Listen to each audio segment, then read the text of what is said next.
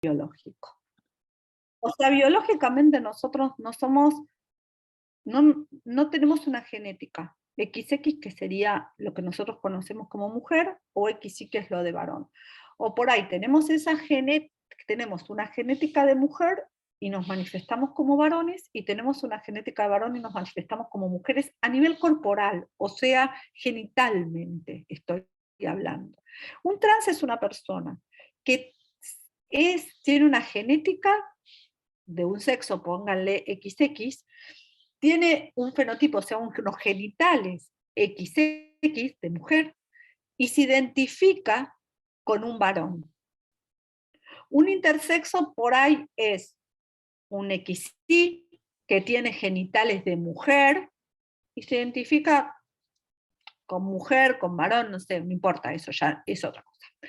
Entonces, la realidad es que una cuestión es biológica y otra cuestión es que biológicamente está todo aparentemente ordenado y que nos identificamos de otra manera. Entonces es que nací en un cuerpo equivocado. Un intersexual es una persona que nació y tiene una formación sexual diferente y que está de otras maneras y que tiene muchas manifestaciones. Puede ser un síndrome de Turner, que es una persona que tiene un X solamente, tiene cuello corto, es peticita y se identifica como una mujer, pero probablemente a veces la mayoría no tiene úteros o tiene un útero muy rudimentario, pero tienen problemas de fertilidad, pero van a ser mujeres durante toda la vida y se identifican generalmente como mujer, pero bueno, después pueden tener una orientación sexual homosexual. Es como cuando uno empieza a dar las definiciones así, es como bastante complicado, es complejo, y a ustedes les va a costar un poco seguirme, pero lo cierto es que nosotros tenemos que la construcción de nuestra sexualidad o de nuestra identidad de género o de nuestros roles de género, nuestra orientación sexual, es bastante compleja. O sea que para ir así como viendo muy a la larga, tiene que ver mucho con la genética y con la experiencia. Y tiene que ver un montón con lo adquirido, o sea, con todo lo que nos van transmitiendo.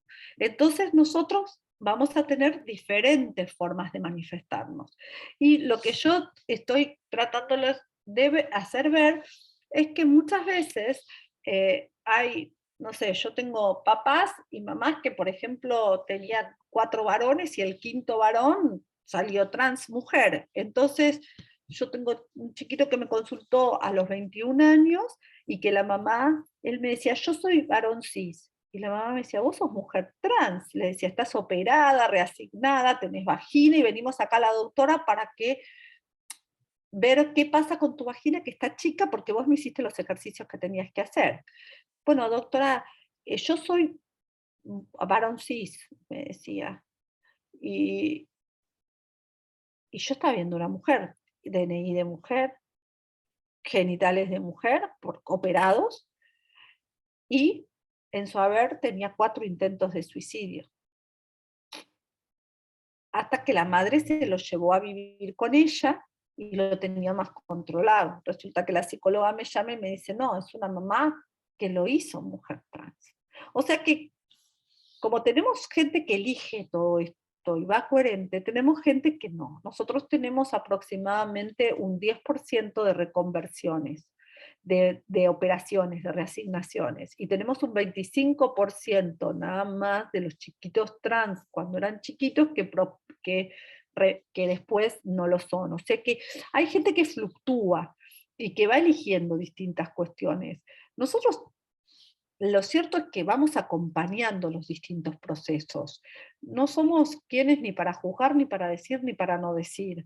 Entonces, lo importante es acompañar los procesos, ni acelerarlos, ni entorpecerlos. No sé si me explico, ¿no es Sí, cierto? esto es clave que acabas de decir para lo que queremos proponer desde la educación orionita, digamos, en las escuelas, ¿no? Acompañar procesos sin sobreintervenir, sin agarrar nosotros ninguna bandera, ¿no? A favor de nada, ni de ninguna identidad, sin que la persona, no sé, haga adelante procesos de búsquedas de nombres, de documentos, de papeles, sin que Lo sea la hacen persona la... solos, Lo hacen Claro, solos, lo pero a hacen veces, solas, y lo más importante es que ver que la diferencia está, yo ahora estoy en el kinder, después vamos a ir avanzando, porque también vamos a tener diferentes cuestiones y comorbilidades que son interesantes. Esto es muy antes importante. de seguir, dos cosas, Silvina. Primero, detenete por favor en qué es una reasignación de sexo y qué es comorbilidad. Por favor, aclarar La esas dos reasignación palabras. de sexo es cuando se opera. Por ejemplo, se hace mastectomía o se pone prótesis, se hace de un pene, se hace un genital femenino, se le hace vagina, labios y una vulva, y al masculino se le hace pene o testículos o no. Entre, entre las dos cosas tajantes hay grises, ¿no? Siempre. ¿Y cuál era la otra? Ah, comorbilidad. Con Comorbilidad son movilidad. o sea, es una enfermedad o distintas cuestiones psicológicas que se pueden ir dando. Porque muchas veces, por ejemplo, yo el sábado estaba en una mesa en Bolivia con un montón de médicos, eran todos urólogos. Entonces uno dice, no, bueno, pero antes de operarlo hay que hacerle un psicodiagnóstico porque hay que ver qué tiene, si no tiene otra cosa. Y yo le digo, mira, ¿quién pasa el psicodiagnóstico? O sea, si una persona que es adulto, que es mayor de edad, pide esto, y bueno, si uno le explica que de esto no se vuelve, que no se va a arrepentir y que si se arrepiente va a tener la reconversión, va a ser mucho más difícil y hay cosas que son definitivamente no transitorias, sino que van a quedar para siempre y la persona lo decide, firma un consentimiento informado y va para adelante. Me explico lo que estoy diciendo, o sea, está todo bien, o sea, pero ¿quién pasa un psicodiagnóstico así libremente? Bueno, vamos a ir viendo, o sea, puede haber que me dice, bueno, pero por ahí es un esquizofrénico. Bueno, por ahí es un esquizofrénico trans. Soy clara lo que estoy diciendo, o sea, una cosa no quita la otra, para ir viendo las distintas reacciones que van a ir generando en las distintas personas estas cuestiones, porque es difícil el tema a veces cuando no nos acercamos desde otro. Y aparte, a veces también pasa como que, uy, no estamos a la moda, o si decimos esto parece que es mala palabra, porque en general esto cobró mucha resonancia política, social, y parece que si estamos, hasta tiene una connotación ideológica si somos de derecha o de izquierda, ¿no? Parece que los de derecha y los religiosos están en contra del género, y los de izquierda y los populares están a favor del género, porque es como que este tema se politizó, ¿no? Y entonces estamos como... A mí no me interesa politizarlo, porque para mí la sexualidad no puede ser un acto político o un acto ideológico, sino que es punto, y hay que ir acompañándola como vayamos viendo. O sea, no es mi métier meterme ni en política ni en ideas, ideologías, sino es solamente traer la evidencia científica de cómo estamos transitando esto y qué estamos aprendiendo. A medida que los chicos van creciendo, nosotros vamos viendo, como ser en la adolescencia, que, que vamos a tener, a cortar vínculos infantiles con sus padres, a desidealizar, desplazarlos de sus ídolos, ¿no es cierto? Y a ver cómo la gente se quiere separar un poco, ¿no es cierto?, de todo esto. Y el adolescente generalmente, y después post pandemia peor, tiene sentimientos de soledad, de que no encaja, que confronta y busca su identidad, su autoconocimiento, está probando su autonomía progresiva. Y bueno, en este proceso también está todo lo que sea identitario, no solamente la identidad de género, sino todo lo que es identitario a ellos como personas. Entonces son una población en lo cual los perfiles de identidad de género penetran. Penetran porque tienen blogs, porque buscan y porque lo que nosotros tenemos que ver también en la educación es el marketing digital. El marketing digital no deja de ser te quiero vender cosas, TikTok, YouTube. Cada vez, viste, yo puedo arrobar, ahora puedo arrobar a YouTube. Entonces yo te arrobo toda una charla de esto. Y cada vez que yo elijo, por ejemplo, ustedes pongan en Facebook o en Instagram zapatos, les van a llegar, les van a vender zapatos, les van a vender, si yo pongo sábanas me empiezan a aparecer sitios de sábanas, o sea, si yo pongo género, me empieza a aparecer todos sitios de género, y entonces de vez en cuando tenemos que poner otra cosa para ver qué le pasa al algoritmo, ¿no? Entonces lo que nosotros vamos a ver es que en estas personas que les cuesta relacionarse con el mundo, que les cuesta encontrar un lugar, que les cuesta hacer algo.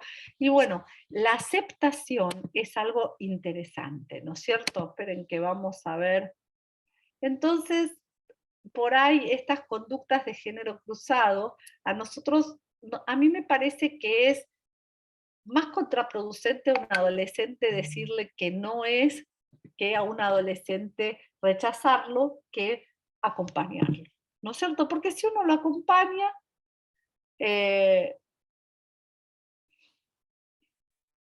así, que, así que si uno lo acompaña, es algo que uno lo acompaña, puede ir acompañándolo en su proceso tal cual es y no como vendría a ser diferente. En la pubertad y en la adolescencia, nosotros seguimos modelando el cerebro y ese cerebro que seguimos modelando es un cerebro que tiene un desarrollo,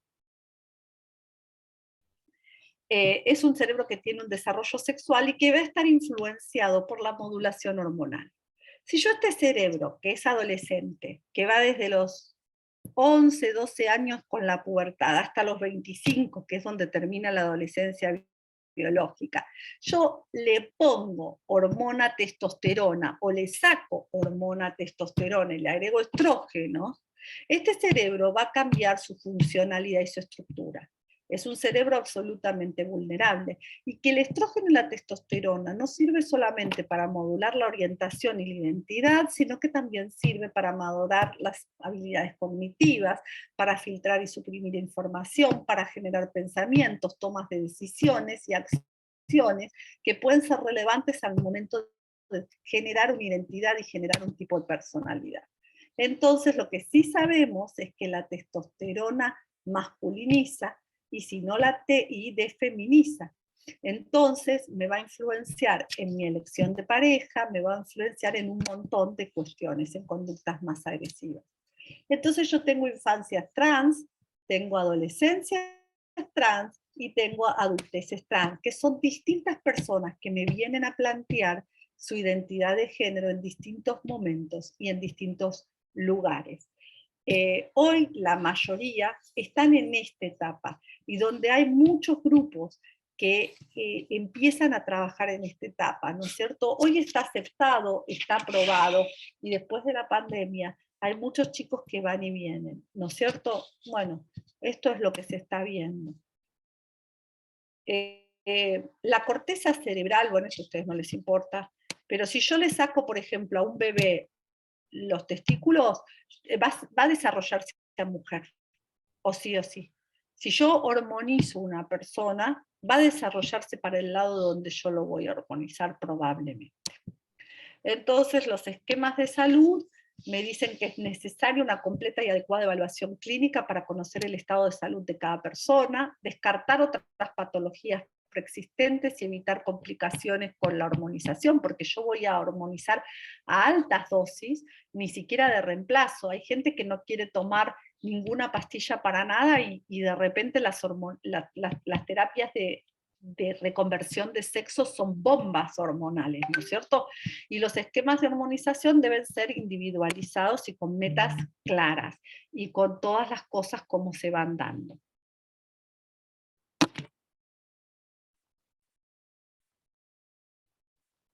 Así que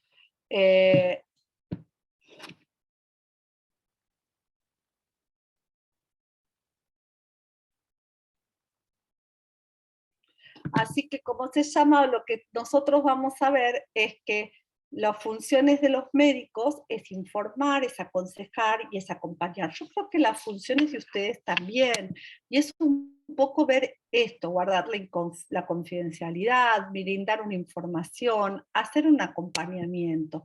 Realmente nosotros no podemos decirle a un chico, ¿no es cierto? Si un chico me dice, yo me quiero llamar fulanito de tal, bueno, yo te llamo como quieras, ¿no es cierto? Yo cuando entro a una consulta, yo ya no yo soy ginecóloga, ¿no es cierto?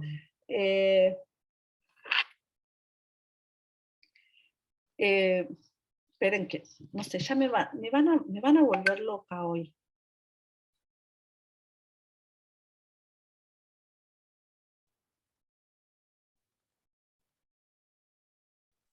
Esto que dice Silvina un poco tiene que ver con el espíritu de las orientaciones que venimos trabajando en todo el curso, de tener en primer lugar a la persona y acompañar estos procesos que la persona está vivenciando.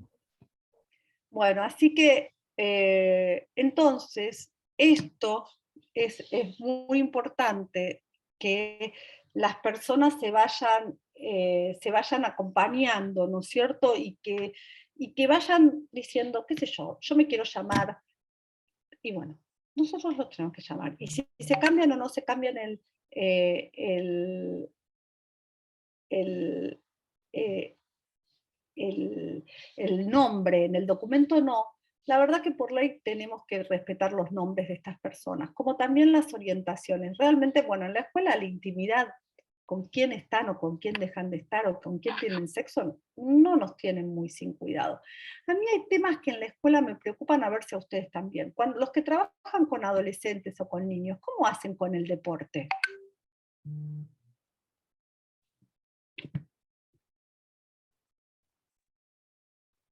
La pregunta tiene que ver con si se siguen manteniendo grupos de varones y mujeres, si hacen todos juntos. ¿Te referís Mixto, a eso? mixto nosotros.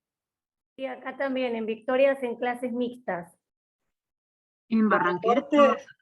Sí. Nosotros también. Y yo tengo un caso acá en Tucumán de un nene que me pidió hacer educación física con las compañeras porque estaban divididos en varones y mujeres, y ahora él está haciendo educación física con las chicas porque no se sentía cómodo con los varones.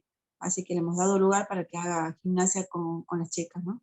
Es un curso que justamente en el ciclo básico lo teníamos separado varones y mujeres, y bueno, y ahora estamos reconsiderando, bueno, para hacerlo mixto, ¿no? Está bien. ¿Y qué pasaría cuando son adolescentes muy grandes y juegan al fútbol o juegan al rugby? Eso es lo que yo me planteo a veces. ¿Y las lesiones?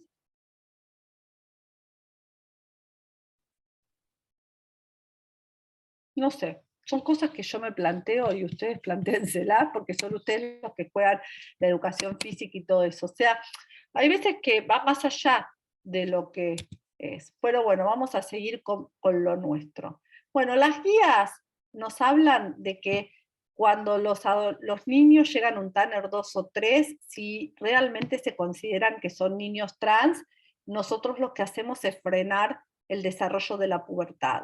Y lo frenamos hasta los 16 años que se empieza a armonizar, o no, de acuerdo a lo solicitado. Y de acuerdo si a los padres o tutores están de acuerdo, porque a partir de los 16 años, si el padre y el tutor firman, nosotros podemos hormonizar y hacer, por ejemplo, si es una mujer y quiere ser varón, les damos testosterona, si es un varón y quiere ser mujer, le damos estrógenos. A veces quieren cirugías como ser la mastectomía, que a partir de los 16 años se las realiza, e histerectomías, y hay veces que quieren solamente ponerse pechos, o hay veces que generalmente las mujeres trans, que son varones sexualmente de origen y después se convierten en mujeres, generalmente quieren conservar su útero porque hoy por hoy quieren maternidad. Por suerte, hoy por hoy, no solamente dentro de las guías, sino que también estos chicos tienen una inserción laboral y que pueden estudiar muchísimo más aceptadamente. Vamos a decir que el 25% de los adolescentes en la edad adulta renuncian, ¿no es cierto?, al tratamiento. Es un porcentaje bastante alto porque hay cambios que son directamente irreversibles. Y la pregunta siempre es, ¿qué pasa con la hormonización en la estructura cerebral de la pubertad sin hormonización o con hormonización o con retraso del GnRH? Porque todas estas cuestiones no las tenemos contestadas desde la ciencia. Nosotros sí sabemos que si nosotros sacamos los testículos en una etapa neonatal, la morfología cerebral va a ser femenina, que el cerebro que tiene testosterona toma morfología masculina en una resonancia magnética, y que la pubertad es un periodo importante en el desarrollo de la identidad de género. De acuerdo a que tengamos una influencia hormonal esteroidea femenina o esteroidea masculina, vamos a tener un desarrollo de una identidad diferente a la que teníamos de origen. Entonces, en la niñez hay un proceso que un niño se va descubriendo. Puede haber, cuando nosotros le damos la decisión de poder cambiar el documento de identidad de un niño entre 4 y 16 años, puede haber una adultización y puede haber comenzar un proceso tanto de aceptación desde el niño como también desde la sociedad. Y en la adolescencia vamos a tener que se suman los distintos cambios, el duelo por el cuerpo infantil más el duelo por el cuerpo que no quieren. Entonces esto puede tener muchas características, pero muchos chicos están más sucios que de costumbre porque no tienen ganas de limpiarse los genitales, porque les da asco, porque no se quieren ver, porque no se miran en el espejo, porque no se reconocen, porque les cuesta muchísimo higienizarse, porque no reconocen esa parte del cuerpo como de ellos. Muchas veces el no reconocer esa parte del cuerpo como ellos, tenemos que puede ser por una aversión o por antecedentes de abuso, y lo pueden canalizar desde este lado porque es el más público, pero también podemos ver que a veces no lo reconocen porque verdaderamente lo rechazan, y bueno, y entonces no se los pueden ni mirar ni higienizar. Y esto muchas veces se debe acompañar. Entonces lo que nosotros vamos a construir un espacio desde una comprensión empática para escucharlos y acompañarlos desde chiquititos hasta los más adultos, de acercarlos a personas que ya hicieron el cambio de sexo y la reasignación del género y que vieron que vendría a ser su proceso de vida. Entonces, como yo digo que la asignación del género es un proceso de vida, desde una vida prenatal hasta una vida postnatal, hasta todo su desarrollo, que se produce a través de mensajes enigmáticos, tanto culturales como parentales, y las significaciones que el niño debe traducir o comprender, y que puede estar ayudado y cejado por los adultos y por muchos relacionados a su identidad. El sexo, la percepción del sexo y su interpretación es lo que ayudará al niño a traducir o a dar sentido a esos mensajes recibidos desde el origen. Y obviamente que nosotros los podemos acompañar con cortes de pelo, con cambios de vestimenta, con accesorios, con adaptación de una habitación, pero vayámoslos acompañando. Hay muchas cosas antes que hormonizar.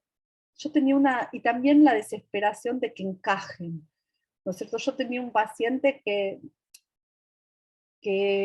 ella era mujer y le dijo a la mamá que se sentía varón, y un día se fue al colegio y volvió y su pieza, que era rosa, se la pintaron de celeste y le tiraron todas las muñecas y le tiraron todo. Y me dice, mi mamá no entendió nada, yo no quería esto.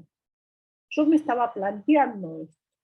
Entonces esto es muy importante, ayudarlos a encontrar el nombre que les guste y se sientan cómodos, proveer juegos, actividades y pasatiempos, articular, ¿no es cierto?, el medio social, las amigas, los amigos, la familia, la escuela, entenderlos, que muchas veces estas cuestiones de género se toman como cuestiones sociales y culturales, pero también a los chicos las toman muy en serio, y entonces es importante que no se los discriminen y que ni sean víctimas de violencia ni de bullying en estos chicos. Tendríamos que educarlos en el cuidado del cuerpo y en el higiene, ¿no es cierto? Y en el higiene de todas las cosas que se ponen, porque muchas chicas sacan del corpiño incalculable cantidad de cosas cuando se quieren agregar lolas, o se lastiman muchísimo con todos los binding y con todas las cosas que usan para tratar de que no se les vea las lolas. Y fundamentalmente permitir que a lo largo de su vida es importante dar al otro, darse uno mismo la posibilidad de probar. Si podemos equivocarnos, nos podemos equivocar. Probando conocemos el mundo. no etiquetando ni transfiriendo miedos y creencias de los adultos, explorar, ¿no es cierto?, como método de autoconocimiento y alentar la duda y la pregunta. No todo tiene que ser definitivo. Para esto les voy a traer algunos casos que yo tuve. Por ejemplo, tengo el caso de Luna, que dijo que se llamaba Nilo a los 15 años, ella fue adoptada a los 2 años de vida, y tenía un retraso de neuromadurativo poquitito, pero tenía, ¿no es cierto? Y tenía dificultades escolares, y incrementó el uso de redes sociales con alta exposición de su imagen, ¿no es cierto? Y ella vino al hospital derivada por organismos de derechos humanos de niño, niña y adolescente, por referencia de abuso sexual en su infancia, y refería distintas situaciones de violencia familiar, y ella había denunciado a los padres adoptivos por violentos porque no aceptaban su nuevo género. Vamos a decir que hace aproximadamente 3 meses dijo primero a su hermano y luego a sus compañeros que se había dado cuenta que era hombre y querían que lo llamen Nilo. Y el cambio fue repentino, a los 15 años como de golpe. Antes jugaba bien, con juegos de nena, etcétera, y ahora de repente quería ser. ¿No es cierto? Ella había dicho que había tenido efectos de abuso sexual con su hermano adoptivo que no habían sido consentidos, y que le dio mucho asco, y pensó que haciéndose varón, su hermano no lo iba a mirar. Cuando vino, bueno, yo lo primero que hice, odiaba la menstruación, etcétera, y las mamas se le aplicó, se le habló de los binding y se dio unas pastillas anticonceptivas que cortan la menstruación, pero que no hacen ningún cambio con respecto a lo hormonal. Y entonces, después de eso, se le hizo un test, se hicieron distintas baterías de test de psicodiagnóstico, etcétera, y acompañamientos a nivel psicológico, y él dijo que había aumentado muchísimo su popularidad entre los compañeros y las compañeras, lo invitaban a más fiestas y a reuniones, él podía tener todas las novias que él quería, y muchas veces que antes no era tan popular como mujer, ahora era mucho más popular como varón. Se cambió el nombre en el documento, ¿no es cierto? Y cuando fue a un campamento, una chica lo quiso besar y quiso que le toque la vulva, porque era un chico bastante atractivo como varón, era Nilo. Y a él le agarró un asco terrible, empezó a vomitar, lo tuvieron que ir a buscar porque no paraba de vomitar, y Nilo hoy es Luna de vuelta raudamente. Tardó más o menos 2 años, y en 2 años fue de vuelta mujer, y realmente estos casos son casos que abundan, como hay otros casos que siguen, ¿no es cierto? Entonces, lo que yo les quiero ir contando, que no se trata de lo que ellos quieren ser, sino realmente de lo que son. Más allá de la voluntad, las personas son lo que somos y no lo que querríamos ser. Bueno, este es el libro y este es mi equipo de trabajo con los que yo trabajo en el hospital todos los días. Y la que está en la primera foto, esa que está bien vista así, grandota, es la que me está llamando por teléfono todo el tiempo. Pero bueno, ¿qué les iba a decir? En parte, lo que les quiero decir es que muchas veces en esto, a mí me parece que en sexualidad lo más importante de todos es acompañar, no juzgar. Nada está bien, nada está mal. Nada es definitivo, nada es transitorio en el fondo. Yo creo que nada va a ir mejorando o no mejorando, ¿no es cierto? O siendo mejor o peor. Yo creo que los adolescentes son transgresores, prueban, los niños les gusta jugar, y nosotros vamos a ir acompañando. Yo les puedo asegurar que los niños trans y los adolescentes trans, cuando uno los ve, son trans. Y hay un montón que van, vamos a decir, o sea, que se suben al colectivo, que empiezan a probar, que van para un lado, que van para el otro, y que están jugando, y que están probando que está bien también.